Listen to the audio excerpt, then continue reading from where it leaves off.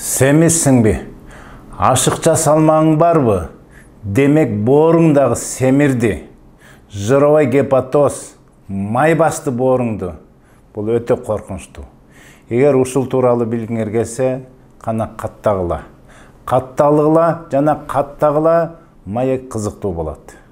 Боор бул өзүнчө завод, көптөгөн гормондорду чыгарат, көптөгөн фабрикасынын милдетин аткарат. Ошонун ичинде эле боордун дагы бир милдети өттү чыгарат. Ошол өт жөнүндө сүйлөшөлү. Эгерде бооруңду май басса, ошол жировой гепатоз, холестоз деп коет. Май баскан боордо жанагындай өттүн чыгышы кыйын болуп калат. Мындайча айтканда, өт жанагындай капта туруп, ал коюу болуп, андан ары таш пайда болот. Өттүн чыкпай калышы же аз чыгышы эмне болот? Тамактын сиңимине, аш болушуна абдан тескери таасир кылат. Эгер биз жеген тамак аш жакшы чыпкаланбаса, токсиндер ошо боюнча эле сиңип кете берсе, жана аш болушуна жакшы таасир болуп, өттүн жок болушуна өтө көптөгөн жаман ооруларга алып келет. Семиргендер, курсагын тегерегинде май барлар, ошолорго эле тиешелүү экен деп арыктар отургандырсыңар, мен дагы да айтайын. Арыктардын арасында да бар.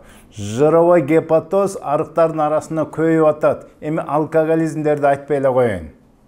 Бул ашыкча салмактан тышкары биз ашыкча тамак жеген, бүгүнкү тамактар, жанагындай химиялык тамактар, ичкен сууңар, кант, уун жанагы жеген тамактардын кесепетинен арыктардын дагы аша чаап, боорлору семирип, жанагындай гепатоз, жировой гепатоз, холестоз менен ооругандар өтө көп. Андыктан аны дагы караштырайлы.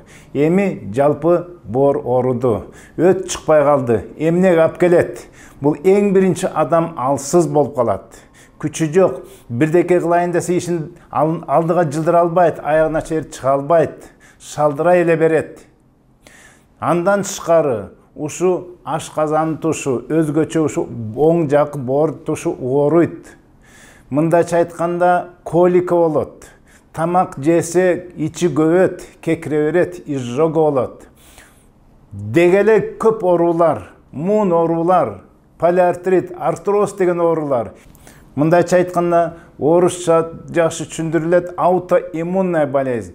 Мындайча айтканда ушу эң медицина түшүнбеген, адамдын өзү менен өзүнүн иммунитети күрөшүп калган, ошо жанагы буттардын оорганы, муундардын оорганы, остеохондроз, остеопороз, полиартрит сыяктуу оорулардын, жана гломерулонефрит, ушу сыяктуу медицина түшүнбөгөн оорулардын бүттүгү ушу жанагындай боордун кесепети болуп эсептелинет.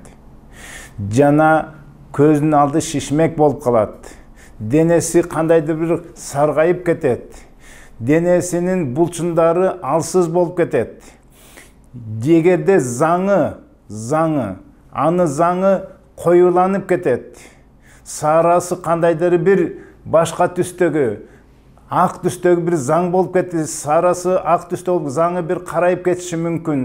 Дегеле көп ооруларды, жанагындай ич көпкөн ооруларды пайда кылса, мына бооруңарды ооруп атат, оозуңар сасып атса, ада ошо оорунун белгиси. Жакшы дагы белги болуп атса, бирок билип койгула, боордо жанагындай нерв деген жок, нервный окончание деп коет, жана ооруга сигнал бере турган нерв болбогондуктан, мына цирроз печени, бул боор чирип баратса дагы оорудун белгиси жок болуп, жанагындай эң аягында цирроз печень болуп кеткен дагы ошодон болот. Эми эмне кылышыбыз керек? Дагы да кызыктуу. Кантип ушудан сактанышыбыз керек? Силер бизден алыстабагыла, мен кийинки маегимде силерге айтып берем. Ассаламу алейкум.